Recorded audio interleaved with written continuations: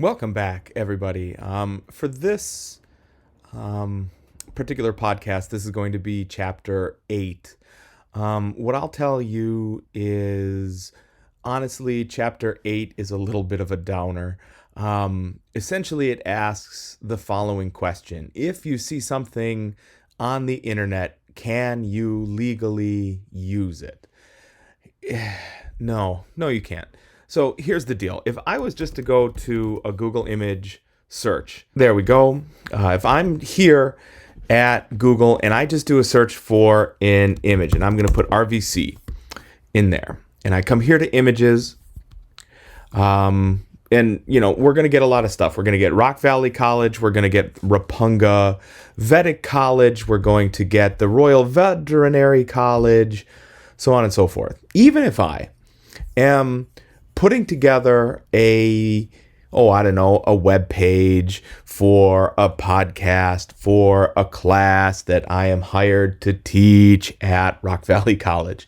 Even if I do all of those things, it's entirely probable that if I wanted to take this RVC Athletics image and use it, technically speaking, I would be in violation of that copyright, because I, as the teacher who am hired to teach a class for RVC in CIS, to make a podcast, to do these things, even though all of those pieces are true, I don't own that image. So what I'll tell you, the big takeaway from Chapter 8 is that you do not own, and you do not technically have the right to take any of the images that you would see, to take any of the content that you would see, to take any of the video that you would see on the internet and use it for yourself. But what I'll tell you is, probably you already knew that, right? I think there's a part of you that maybe you weren't listening to, but you knew deep down that that was the case, right? You knew that you couldn't just go out there and say, here's an image for a pretty flower, and that you could use that image because clearly somebody had taken the time to go ahead and do that. You knew when you went to go download, every MP3 file that you've ever had, you knew that that was probably a rip copy that you weren't supposed to have. Same deal goes for when you were torrenting, DVD copies, etc. And I'm not here to harp on that anymore.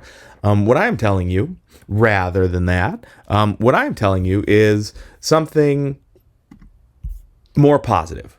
What I am telling you that even though there are a host of issues that exist here, kind of in our digital privacy age, that you can get around and still have really high quality multimedia. You can have high quality images, you can have high quality video, you can have high quality music, and you don't have to worry about the protection of property rights.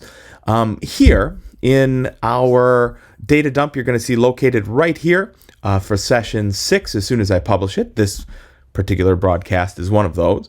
What I have for you here are some resources that I think you'll find are fantastic. Now, the text does have some resources for you, freestockimages.com. That one is fine.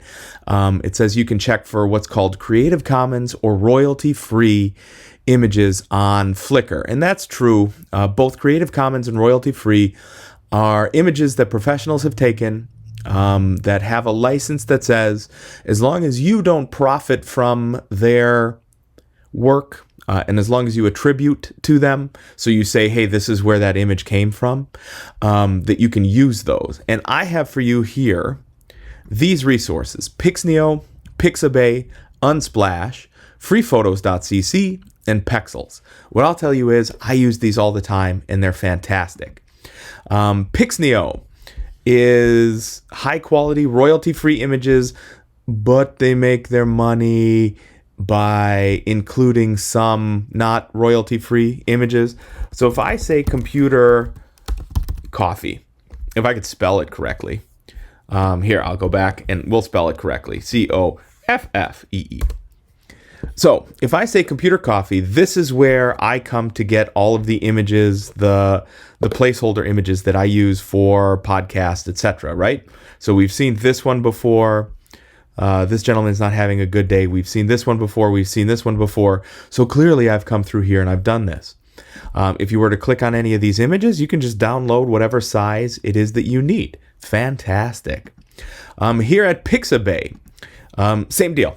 So computers, coffee. What you're going to notice actually is a bunch of the same images, right? I've seen this one on our podcast before. This one's been on a podcast before. This one's been on a podcast before. That's because they're royalty free. They're being distributed as images that everybody can use. Unsplash, same deal. Computers, coffee, hey, now here we go. High quality images that are free for us to be able to use. Freephotos.cc, same gig. Put in our same search, we get a lot of the same images here. And just the very, very last one, Pexels. This one, I will say I come back to Pexels a lot when I want kind of the more artsy photos for things. So if you put in like street photography or, like high quality photography, things like that, you're actually going to get some really great images in here. And you'll also still clearly get some of the other images that we've been looking at. But Pexels actually works with a bunch of smaller publishers. So we would get images from photographers who are trying to start out. So some of these are, the regular ones we get from every place. Others of these are not that we would see from every place else.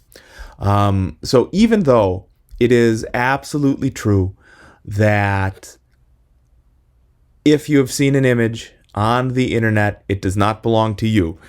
That is true.